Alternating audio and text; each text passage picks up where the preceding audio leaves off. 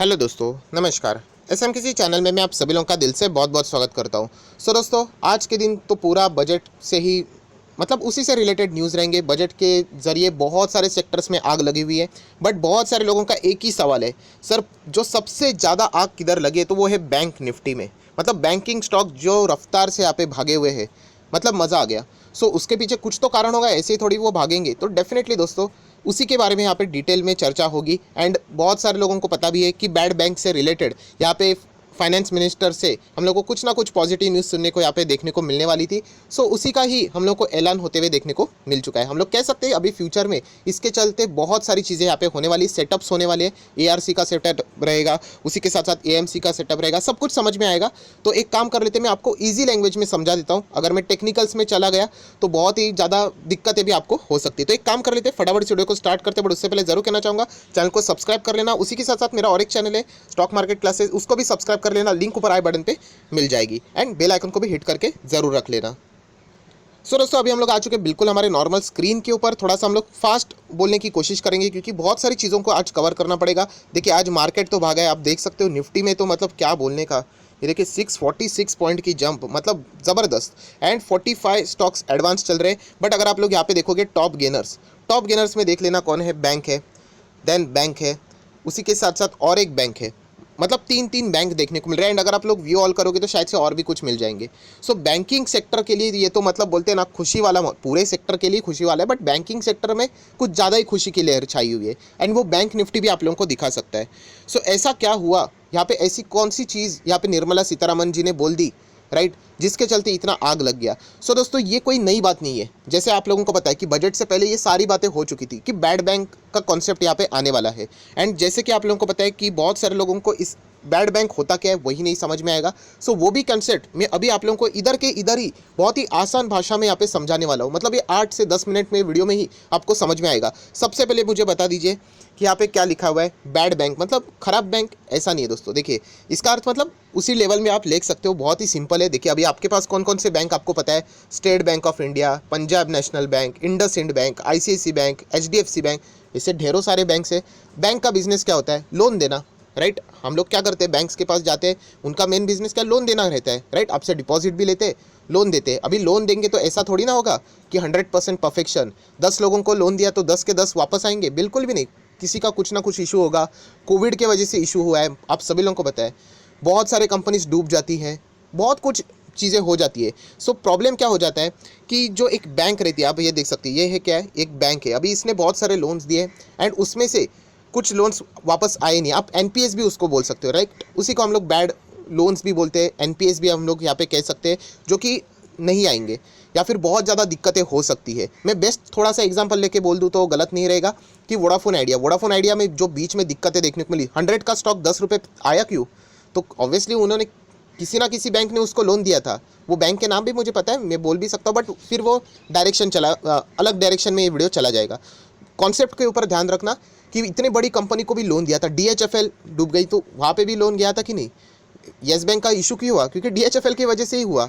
तो प्रॉब्लम क्या है दोस्तों कि यहाँ पे जब लोन जाता है किधर तो एंड वापस वो आता नहीं है, वो बैड लोन हो जाता है, खराब लोन हो जाता है, एनपीए हो जाता है। एंड इसके चलते जो बैंक रहती है ना, उनकी बैलेंस शीट खराब हो जाती है। एंड हम जैसे जो फंडामेंटल एनालिसिस्ट होते हैं ना, ऐसे स्टॉक्स में हम लोग इंटरेस्ट नहीं रखते, ऐसे बैंक में हम लोग इंटरेस्ट नहीं रखते, हम लोग दूर भाग जाते हैं। अभी इंडसइंड बैंक मार्केट इतने टॉप लेवल पे है, फिर भी वो स्टॉक अभी तक 2000 का एक लेवल पे था, अभी भी वो 4 डिजिट में नहीं आया। अभी भी वो 900 के रेंज में चल रहा है। क्यों? क्योंकि उसने भी ऐसे ऐसे बड़े कंपनीज को लोन देके रखा है कि उनका पैसा फंसा हुआ है। ऐसे देखिए, बिजनेस तो बैंकिंग का यही तो रहता है। तो ऐसे अगर चलता रहा तो कोई भी बैंकिंग स्टॉक्स में बोलते हैं ना, यही सिलसिला चलता रहेगा। इसीलिए यहाँ पे ये कॉन्सेप्ट आ गया है, किससे रिलेटेड, तो बैड बैंक से रिलेटेड। ये बैड बैंक क्या करेगा कि ऐसे फंसे हुए जो लोन्स रहेंगे वो यहाँ पे ले लेगा, खरीद लेगा। इनका काम रहेगा दो, आइदर ये इनको आगे सेल कर दे, राइट, या फिर हम लोग कह सकते हैं वसूल कर लेंगे। तो ये जो बाकी के जो बैंक्स है, उनकी जो बैलेंस शीट है, इनका ऊपर जो फाइनेंशियल जो बर्डन था वो हम लोग को क्लियर होते हुए देखने को मिलेगा, राइट। ऐसे बहुत सारे बैंक्स है जिन्होंने 100 बहुत अच्छे लोन्स दिए हैं, बहुत अच्छा खासा रिकवरी, बट एक ने यहाँ पे बड़ा डिफ़ॉल्ट मार दिया और पूरा उनका बैलेंस शीट ही खराब हो गया। ऐसे बहुत सारी चीज़ें हैं। हम लोग कह सकते हैं कि इसी को हम लोग बैड बैंक बोल सकते हैं, जो कि बाकी लोगों का खराब लोन है वो यहाँ पे क्या कर लेगा, ले लेगा।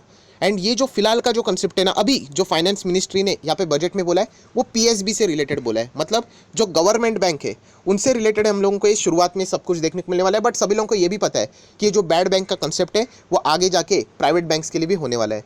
सो इसी के चलते आप लोग देख सकते हो जिन बैंक्स के बड़े बड़े पैसे फंसे हुए हैं, राइट, जो कि बड़े बड़े लोन्स देके यहाँ पे अटके पड़े हुए हैं, उनको यहाँ पे खुशी की लहर आती हुई देखने को मिली है। एंड इसीलिए अगर आप लोग यहाँ पे चेक करोगे कि जो आज के जो बैंकिंग, ये देखिए बैंक्स देख लेना, निफ्टी बैंक 8.25% तेज, PSU 7.5-8% तेज, निफ्टी प्राइवेट बैंक 8%, 8.5%, मतलब 8% तेज आप कह सकते हो। सो ये इसी का नतीजा है दोस्तों कि यहाँ पे बहुत सारे बैंक्स का पैसा फंसा हुआ है एंड इसी के चलते हम लोग को ये तेज़ी अभी देखने को मिल रही है कि उनके ऊपर का जो बर्डन है वो अभी हम लोग को रिलीज़ होते हुए देखने को मिल जाएगा। अभी रिलीज़ होगा मतलब क्या, अगर 100 रुपया फंसा है तो क्या पूरा का पूरा रिकवर होगा? ऐसा बिल्कुल भी नहीं, 100% कभी होगा ही नहीं, राइट। बट अभी हम लोग कह सकते हैं कि अभी इसका जो बर्डन है उसकी रिस्पॉन्सिबिलिटी वो बैड बैंक के ऊपर चली जाएगी एंड ये अभी फोकस करना शुरू कर देंगे, राइट। तो ये सबसे बड़ी चीज़ है दोस्तों जिसके चलते हम लोगों को देखने को मिला है कि ये ऑलरेडी होने वाला था बट अभी इसका ऑफिशियली अनाउंसमेंट यहाँ पे हो चुका है। सो इसी के चलते हम लोग को ये सारी चीज़ें होती हुई देखने को मिल चुकी है। अभी आ जाते हैं पॉइंट नंबर 2। अभी इसके लिए निर्मला सीतारामन जी ने बोला है कि कुछ सेटअप्स करने पड़ेंगे, राइट। कौन से सेटअप करने पड़ेंगे? तो ARC, राइट। अभी ARC क्या है? असेट रिकंस्ट्रक्शन कंपनी, या फिर हम लोग यहाँ पे बोल सकते हैं उसी के अंडर AMC भी आएगा, असेट मैनेजमेंट कंपनी। सो ये मैनेज करेंगे ये सारी चीज़ें हम लोगों को एंड उसके बाद हम लोग को ये सारी चीज़ें होते हुए देखने को मिलने वाली है। उसी के साथ साथ जैसे मैंने आपको बताया कि PSU में क्या होने वाला है, यहाँ पे 20,000 करोड़ का रिकैपिटलाइजेशन, पिछला वीडियो में भी आप देख सकते हैं, मैंने एक पॉइंट में बोल दिया था, राइट। सो यहाँ पे रिकैपिटलाइजेशन होगा 20,000 करोड़ के आसपास का। उसी के साथ साथ उन्होंने ये भी बता दिया है कि जो इंजेक्शन दिया जाता है ना लिक्विडिटी का, या फिर हम लोग बोल देते हैं कि जो फंड्स यहाँ पे डाले जाते हैं लगभग 3.5 लाख करोड़, ये कुछ फ्यू ईयर्स में हम लोग को PSB में डालते हुए देखने को मिले। एंड अगर हम लोग फाइनेंशियल ईयर 2020 की बात करें तो 70,000 करोड़ ऑलरेडी यहाँ पे जा चुके हैं। तो हम लोग कह सकते हैं कि सबसे बड़ा बर्डन कौन सा था बैंकिंग सेक्टर के ऊपर, तो एक ही रहता है वो NPA से रिलेटेड, बैड लोन से रिलेटेड। अभी वही बर्डन यहाँ पे लिया गया तो हम लोग कह सकते हैं ये अच्छा खासा परफॉर्मेंस भी यहाँ पे दे सकते हैं। और इसीलिए दोस्तों अगर आप बैंकिंग में यहाँ पे चेक करोगे तो देखिए सबसे बड़ा बर्डन मुझे पता है PSB में कौन सा रहेगा, एक ही बैंक है, स्टेट बैंक ऑफ इंडिया। इतने सारे अगर आप लोग देखोगे बैंक बहुत बड़ा है, राइट। अगर सरकार का बैकअप अगर निकाल लेना तो बहुत बड़ा है, यहाँ पे दिक्कत हो जाएगा। बट हम लोग कह सकते हैं कि SBI, आप कौन सा भी फ्रॉड उठा के देखना, इधर चूना लगा दिया, उधर चूना लगा दिया, फ्रॉड डॉक्यूमेंट्स दे दिए, पैसा ले लिया लोन के लिए ये बोल के करने के लिए, काम X करने के लिए एंड काम Y के लिए यूज़ कर लिया, राइट। फिर बाद में समझा फ्रॉड हुआ, पैसा वापस मिला ही नहीं। स्टेट बैंक ऑफ इंडिया का ही है, राइट। केसेस अगर आप देखोगे PNB जैसे है। तो ओवरऑल बताने का मकसद क्या है कि ये जो सारे बैंक्स है इनका फंसा हुआ पैसा निकालने का काम अभी बैड बैंक का यहाँ पे हो जाएगा। सो बहुत ही अच्छी खासी अनाउंसमेंट हम लोग को यहाँ पे देखने को मिली है। तो क्या करें, अभी PSU में हम लोग निवेश करें? ऐसा थोड़ी ना होता है, हमारे पास अच्छे अच्छे बैंक्स भी है, उसी में रहेंगे। ऐसा सडनली डिसीजन चेंज नहीं करने का, पहले चेक करने का कि चल क्या रहा है। ऑन पेपर बहुत अच्छा लग रहा है, सब कुछ अच्छा लग रहा है यहाँ पे, राइट। तो फटाफट बहुत सारे रिटेल इन्वेस्टर इतने बोलते हैं ना, क्विक डिसीजन लेने के लिए, भागने के लिए तैयार होते हैं कि क्या अभी हम लोग PSU में फटाफट कवर कर ले। बिल्कुल भी नहीं। मैं एक ही कहना चाहूँगा, PSU में अगर आपको जाना है तो एक ही बैंक है हमारे पास, मुझे और कोई बैंक दिखाई देते ही नहीं है, सिर्फ state bank of India, worst में बेस्ट, दैट्स इट, और कुछ नहीं। वो एक ही दायरे में up down up down up down up down करता रहेगा, फिर थोड़ी बार आपको समझ में आएगा कि प्राइवेट बैंक ही ठीक थे। सो यही कहना चाहूँगा दोस्तों कि अननेसेसरली ऐसे स्टॉक में मत जाना कि जो प्रेशर से भरे हुए, अभी बस उसमें रिकवरी आएगी, तेज़ी आएगी, मुझे पता है तेज़ी आएगी, बट बहुत सारी चीज़ें होती है, इफ़ कंडीशंस होते हैं, कंपनी के रिजल्ट होते हैं। तो एक काम करते हैं ना, अच्छे बैंक्स में ही रहते हैं जो कि हमारे पुराने बैंक्स है, अननेसेसरी जंप नहीं करना है, जो मैं बार बार बोलता हूँ, राइट। ये जो चीज़ें रहती है ना वो ट्रेडर के लिए काम की होती है कि यस आने वाले कुछ दिनों में इस बैंक में तेज़ी रहेगी। अभी इंडसइंड बैंक क्यों? क्योंकि वोडाफोन आइडिया का भी सिचुएशन उसी के जैसे, IDFC फर्स्ट बैंक में भी इशू किया है, वोडाफोन आइडिया से रिलेटेड ही है। सो ये चीज़ें हम लोगों को समझाती है कि कौन से बैंक में ये स्ट्रेस ज़्यादा है एंड वही बैड बैंक अभी हम लोगों को वो स्ट्रेस कम करते हुए देखने को मिलने वाली है। सो आप आशा करता हूँ दोस्तों ये लोन के एग्जाम्पल से आप लोगों को बैड बैंक समझ में आ गया। बहुत ही सिंपल था, मुझे नहीं लगता कि इसके बाद अननेसेसरली कोई वीडियो स्ट्रेच करने की ज़रूरत है। सो अगर आपको ये कंसेप्ट पसंद आया होगा तो ज़रूर इस वीडियो को लाइक एंड शेयर कर देना। So that's it, thank you very much दोस्तों, we will be meeting our next video. तब तक के लिए बाय बाय।